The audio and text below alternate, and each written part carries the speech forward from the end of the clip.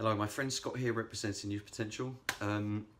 First of all, before I get into this video, I just want to say a big thank you for the fact that I've managed to achieve 500 subscribers. In fact, actually at the time of making this video, I'm nearly at 600.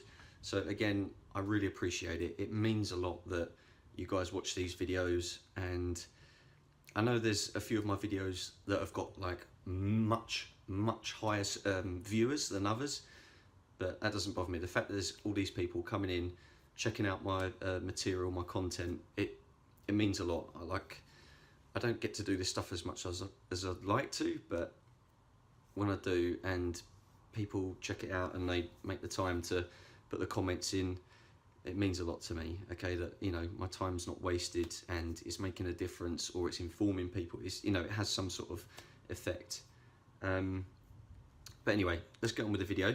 So this is kind of like a 500 subscriber special. So if you guys follow me on Instagram, you know that I put up a survey. It was the first survey that I've ever put up online. Never done a survey before in my entire life. Probably did at school, but nothing recent. And it was all on mental health. I used SurveyMonkey. I don't know if you've guys used that site. It's pretty good, pretty basic, and it's free.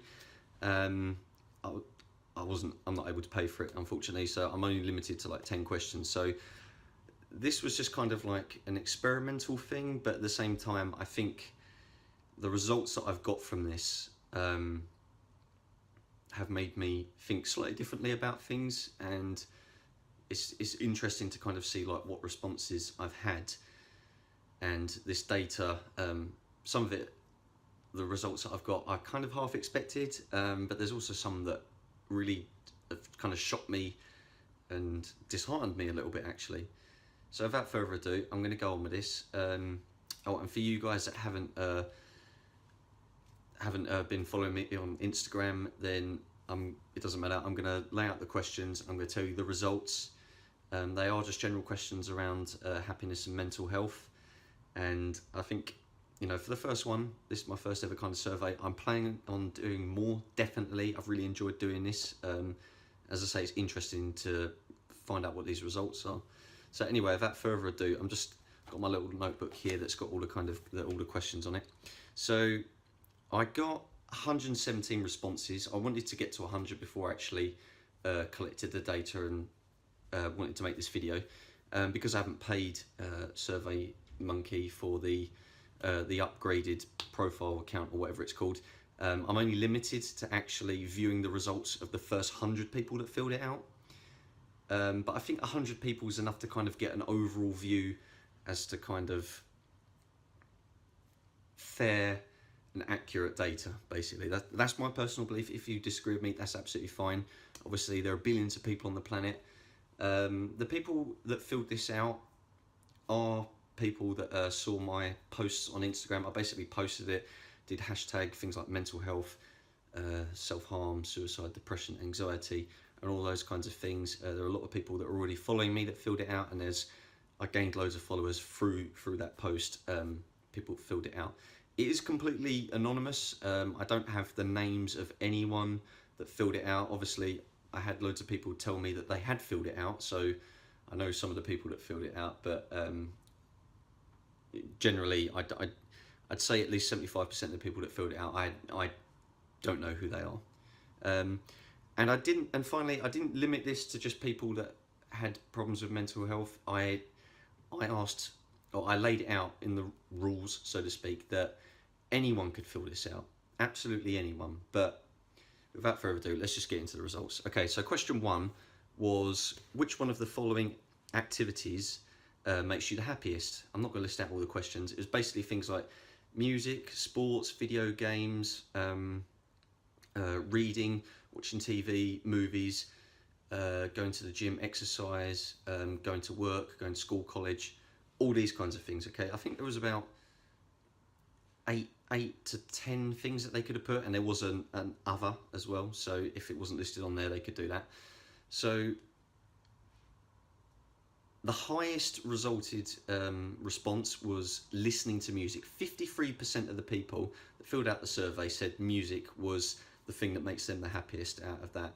And that doesn't surprise me in the slightest, because that's something that I would have picked filling out the survey. I love music, and because it has such an emotional connection with me and obviously everyone else, I think it really makes a difference. You know, you can listen to all sorts of different songs and they can help stimulate moods, they can help change moods, they can help enhance moods.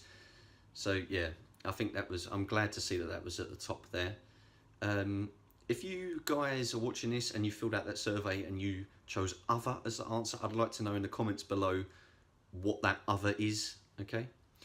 Okay, question number 2 was, can you feel happy with little or no money? And this was quite surprising actually. 70% of the people, 70% of the responses was yes, they can be happy with little or no money. And the other 30% said no. Personally, I really struggle to feel happy without money. Not because I don't, you know, I'm not a believer in money buys happiness, but money definitely gives you opportunities to pay for things, you know, experiences that make you happy. Like I get more out of going to a gig than I do buying a materialistic thing. Okay, a night out doesn't cost too much, but you know, you're with your friends, you've got that music, you go and see a band or an artist or whatever that you want to see, and it's so good. Okay, you don't take anything physical away from it, but you take away memories and the feeling, and yeah, and that's something I need money for, unfortunately. Okay, number 3 was, are you at your happiest when you're around other people? There's 4 answers for this. 5% said yes, straight up. They're at their best with other people. Doesn't matter where they are, what they're doing. With other people, they're at their happiest. 5%. 25% said they prefer to be on their own. 25% of the people that filled this survey out said they would rather be on their own. They prefer to be on their own, and that's when they're at their best.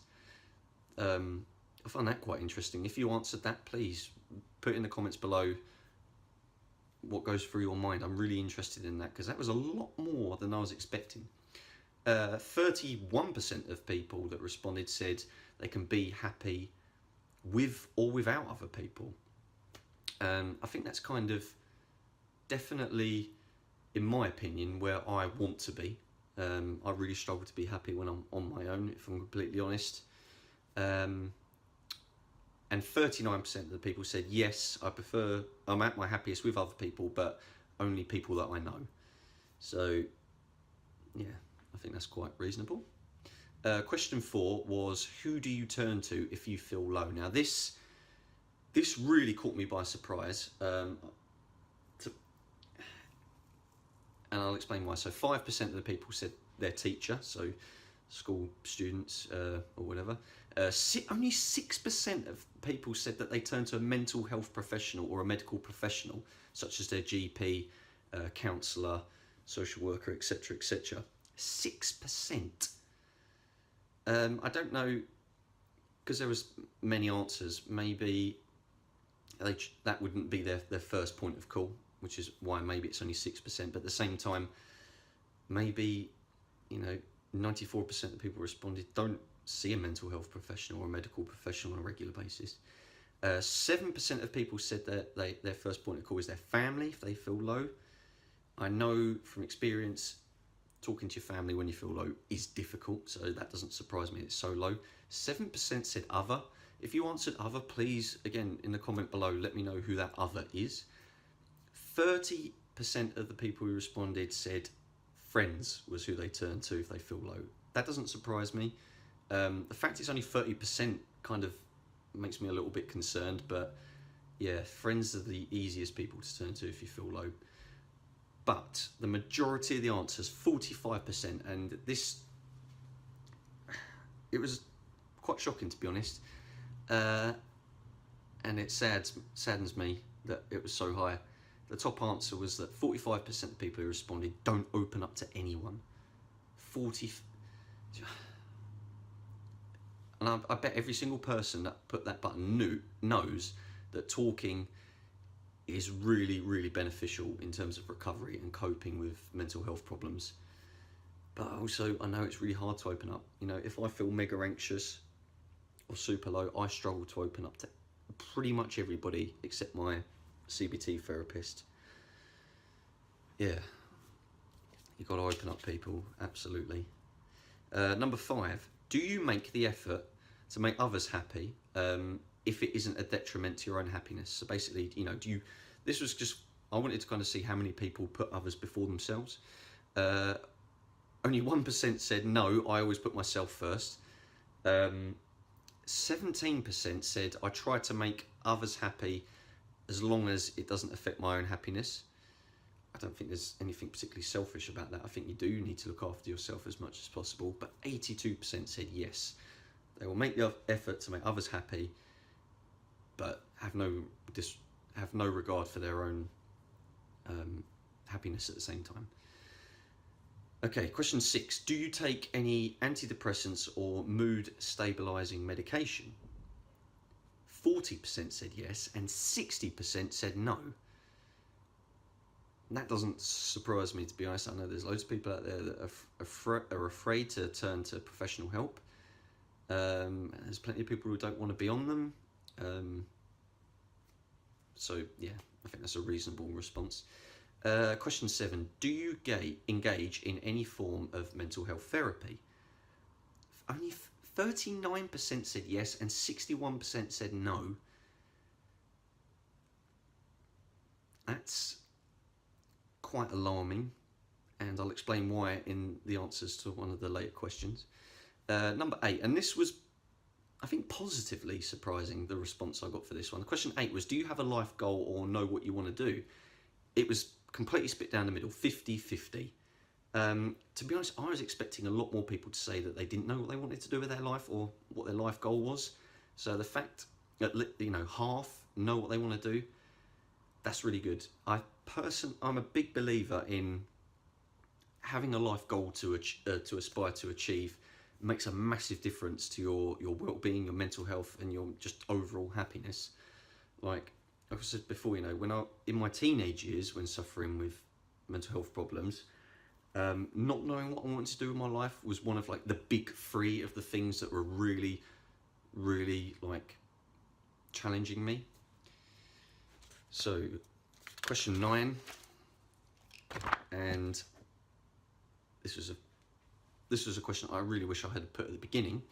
Number 9, do you live with a mental health problem? There was 3 responses. 3% said that they had recovered, 7% said no, and 90% said yes. So 90% of the people that filled out this survey are currently living with a mental health problem. Now, if you go back to the previous answers about who do you turn to if you feel low, 45% said they don't open up to anyone. So that's probably about 40% of this survey. No, forget what I said there. So yeah, 90% of people filled out this survey said that they suffer with a mental health problem. 45% of those 90% don't open up. Okay, and then you've got to think also about the fact that, again, 90% of these people have a mental health problem. 60% don't take medication, and only 39% engage in some form of therapy or it. Can you see the correlation between those answers there? It's like loads of people have got these problems but aren't turning to people or aren't dealing with it, aren't opening up. And I know it's hard, and you've probably heard this a million times, but you've got to open up to people. You've got to get help. There's no shame in it whatsoever. It's scary, but you've got to be able to say yes to things when they're handed to you. You've got to find someone that can give you that motivation to get the help, you know. Life, even without mental health problems, life is fucking hard anyway. So yeah, don't try and do it on your own. And the final question, and this was probably the saddest of all the results for me. And the question was, how happy are you with your life on a scale of 1 to 10? Only 2 people, because it wasn't done in percentage, it was literally listed individually of what people put. Only 2 people were a perfect 10. And I didn't expect many people to put perfect 10, to be honest. That doesn't surprise me. But this is where it gets a little bit heartbreaking. Only 9 people that did this survey put a 7 or higher. Only 9 people. So that's well, that's 9% basically of the people who answered that question.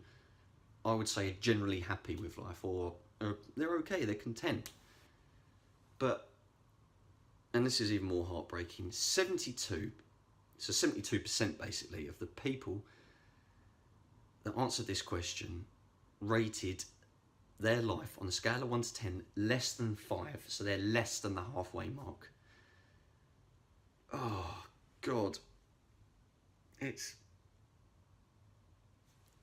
I answered in my head like what I would put for that, and I said a 7. Okay, I struggle with emotionally unstable personality disorder, depression and anxiety, and self-harm, and I still would put a 7. Okay, and that's only because I've been able to get a lot of help, I've been able to have a lot of medication, I've got so much support around me.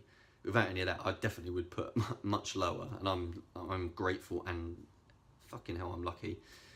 But 72% of people are clearly not happy with their lives. Full stop. Oh, yeah, it's sad to know that. Okay, so they're the results. I know this video's been a bit long-winded, but it is data. I'm not standing here in front of some sort of slideshow presentation, so I don't have any visuals to work with. So on here, sorry. This is a budgeted YouTube channel. But yeah, guys, please let me know what you think of the results. I mean, if you filled out the survey, if you want to let me know, leave in the comments below.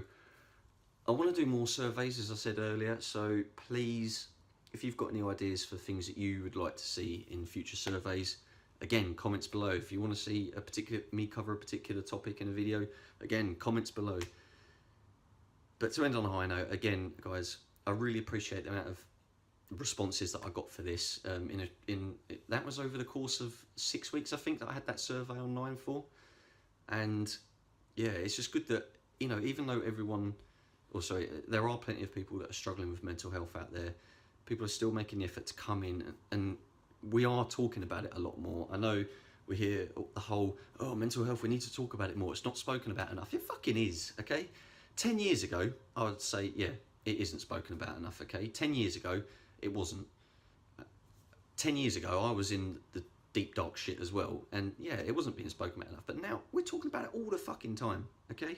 And it's so good that we are talking about it more. Again, but more people need to open up, more people, we can't talk about it enough. So yeah, let's just keep it up, guys. And anyway, again, thanks for 500 plus subscribers and all the views on my videos. It means a hell of a lot to me. Okay, anyway, guys, you take care of yourselves. All the best.